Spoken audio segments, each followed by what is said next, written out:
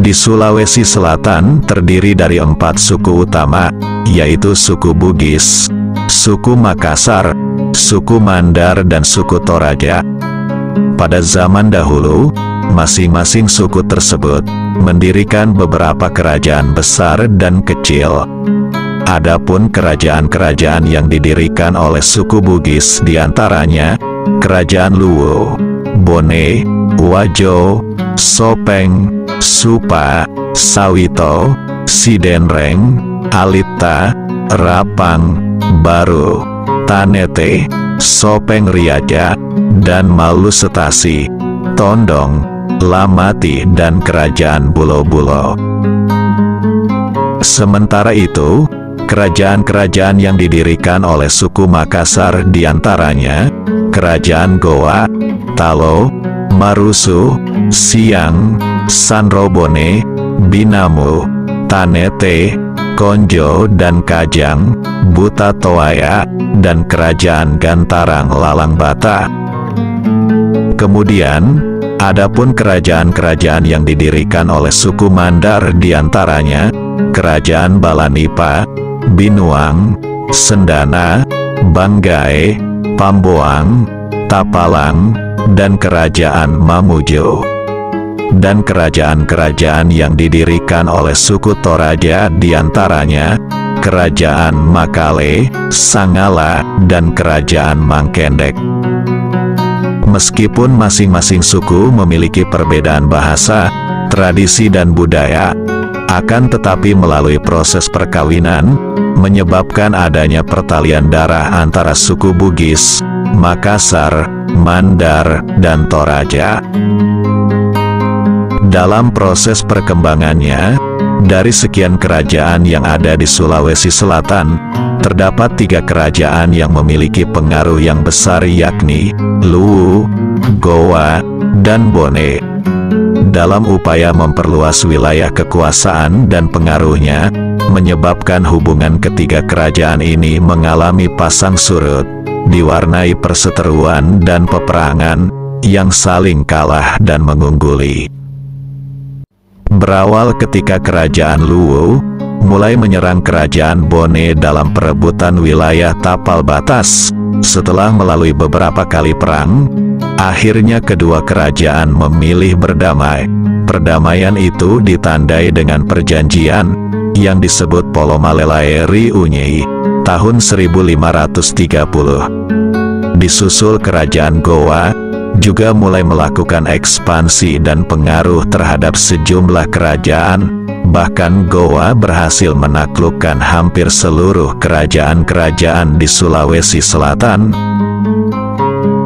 Kerajaan Wajo yang bertetangga dan berbatasan langsung dengan Bone, berhasil ditaklukkan oleh Goa, dan menjadi abdi Kerajaan Goa.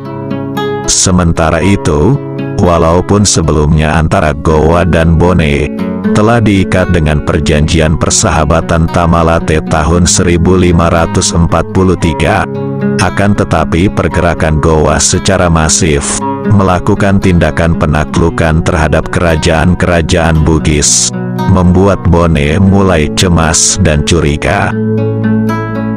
Oleh sebab itu, untuk mengantisipasi keadaan itu, Kerajaan Bone tidak tinggal diam.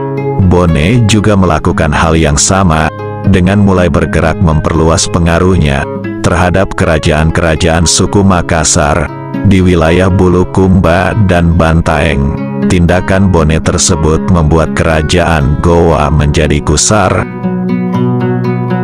Goa mulai mencari gara-gara dengan Bone.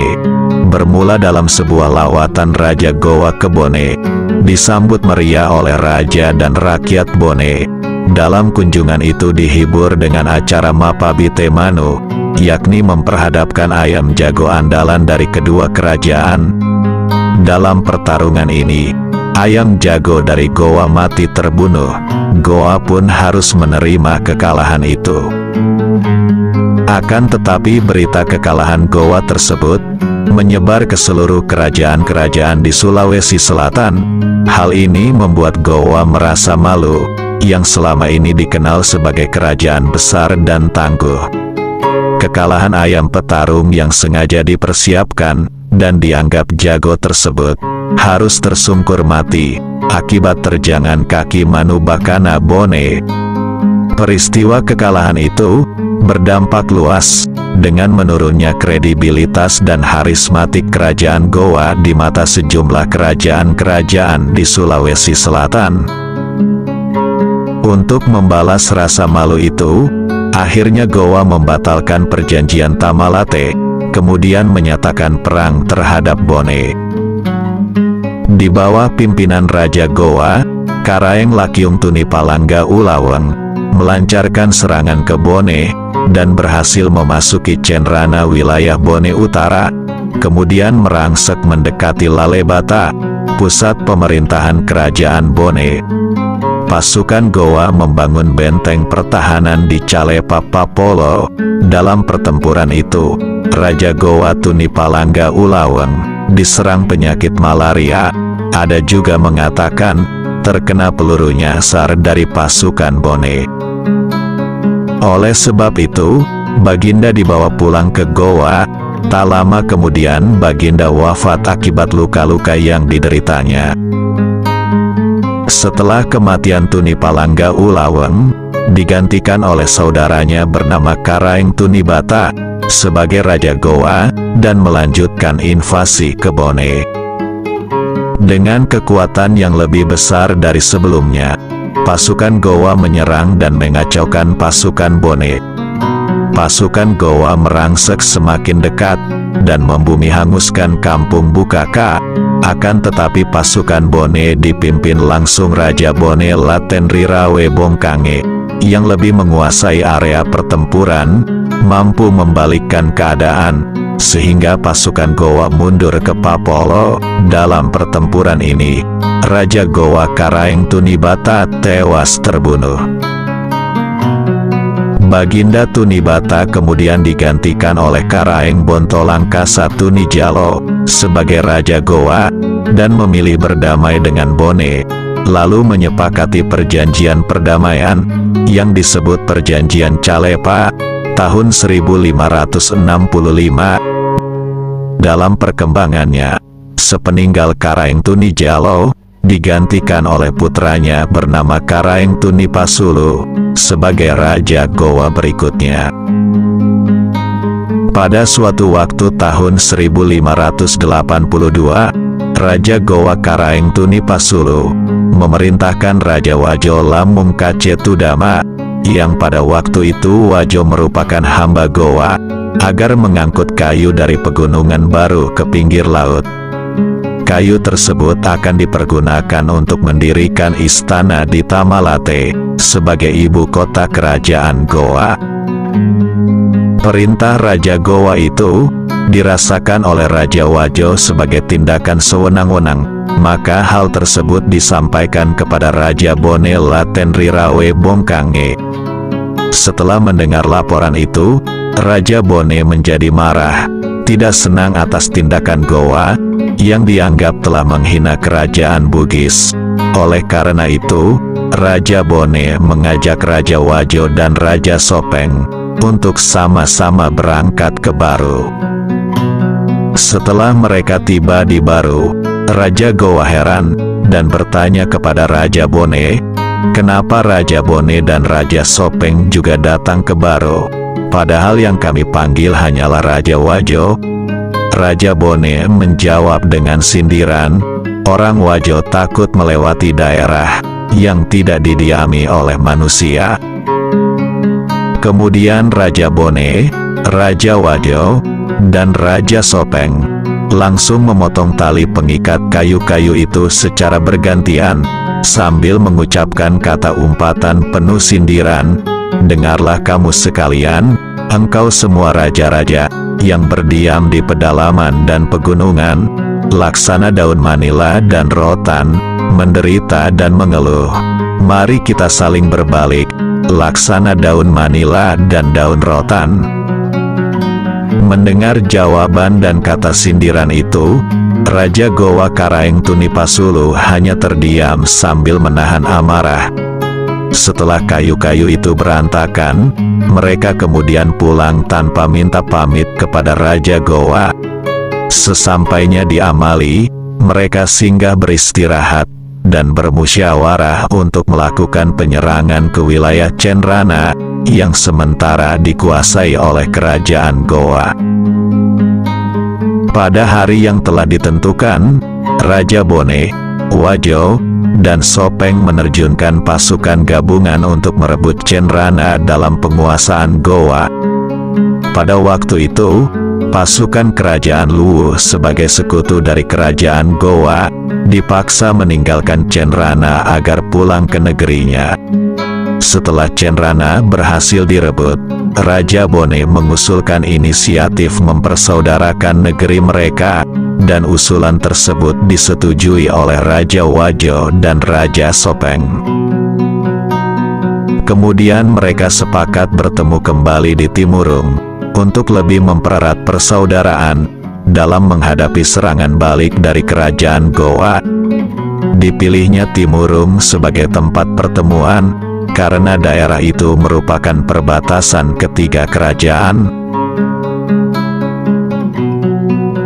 Pada waktu yang telah ditentukan berkumpullah ketiganya di Dusun Bune, Timurung. Dalam pertemuan itu dihadiri Raja Bone Latenrirawe Bongkange, Raja Wajo Lamung Kace To Udamang, dan Raja Sopeng Lamapalekpe Boe. Selain itu hadir pula para ahli pikir masing-masing kerajaan sebagai pendamping raja, yaitu Kajau Lalidong pendamping Raja Bone, Tau Tongeng sebagai pendamping Raja Sopeng, dan Toma Duoleng pendamping Raja Wajo. Dihadiri pula oleh sejumlah rakyat Bone, Wajo, dan Sopeng dalam satu persekutuan sebagai saudara sekandung. Berikut terjemahan percakapan Raja Bone, Wajo, dan Sopeng sebelum melakukan perjanjian berdasarkan naskah Lontara Telumpocoe. Berkata Arumpone, adapun tujuan kita yaitu untuk persaudarakan negeri kita bertiga, bersaudara sekandung seayah seibu. Berkata Arum Matoa Wajo, bagaimana caranya? Tanah kita bersaudara tiga wahai Arumpone, sedangkan Wajo adalah taklukan dari Luwu, sedangkan Bone bersekutu dengan Goa. Berkata Arumpone, betul katamu wahai Arum Matoa, namun demikian, biarkanlah kita bersaudara tiga, Bone, Wajo, Sopeng.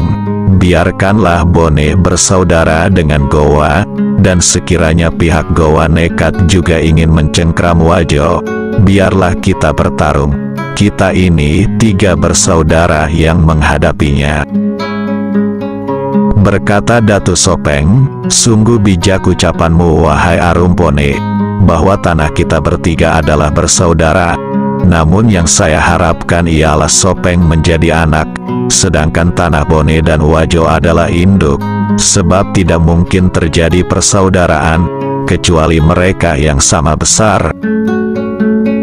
Berkatalah Arumpone, bagaimana pikiranmu wahai Arum Matoa, sebab saya membenarkan ucapan saudara kita Sopeng. Berkatalah Arum Matoa, saya, dan kita kelak, akan dapat merusakkan negeri kita, apabila ada perlakuannya yang tidak senonoh.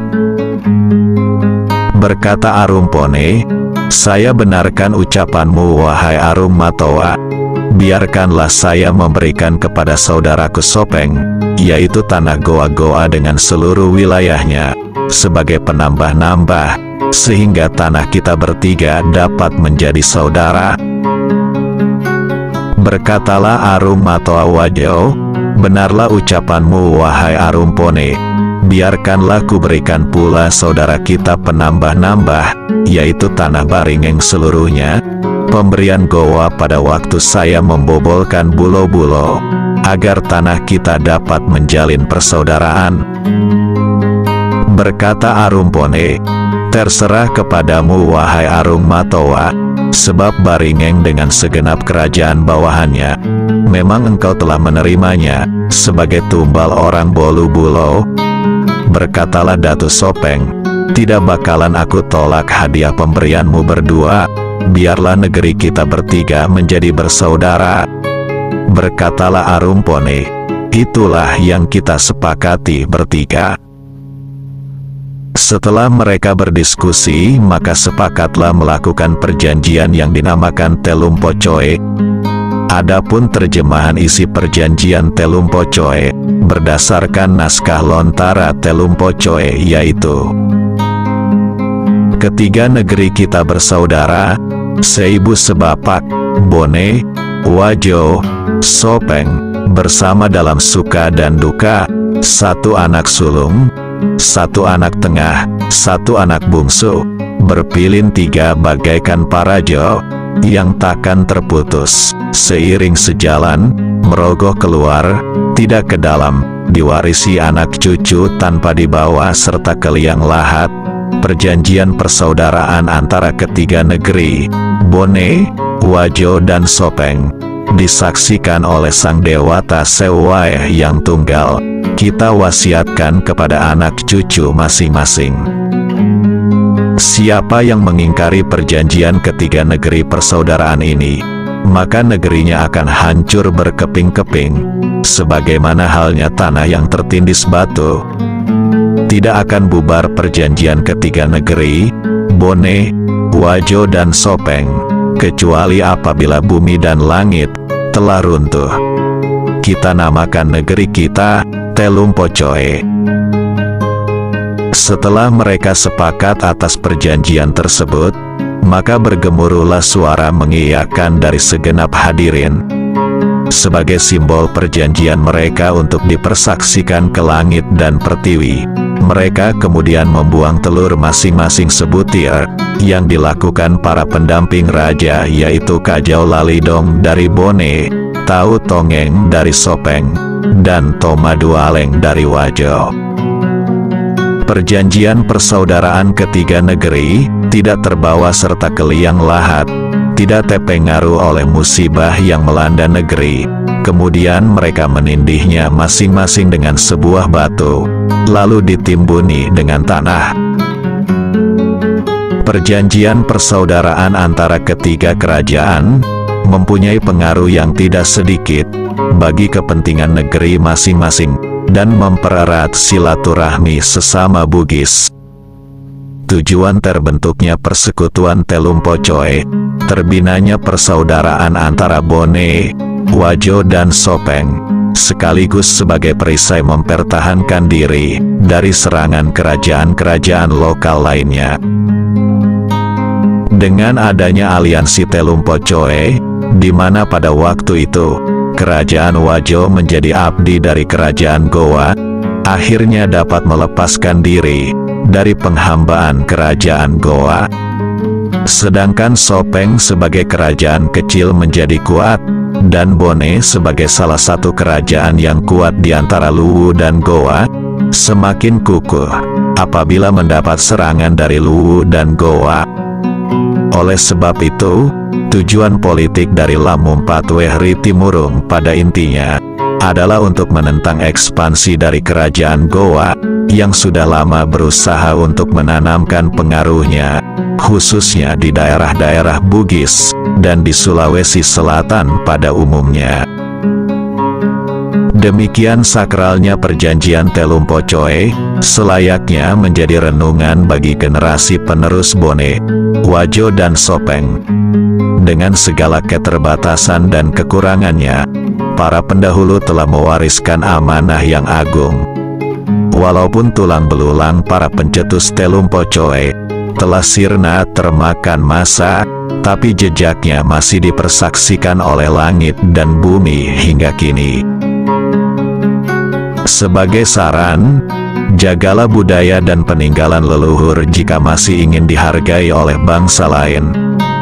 Salah satu cara mengambil hikmah dan nilai-nilai juang Telumpocoe adalah menggelar festival Telumpocoe yang dihadiri Bone, Wajo dan Sopeng.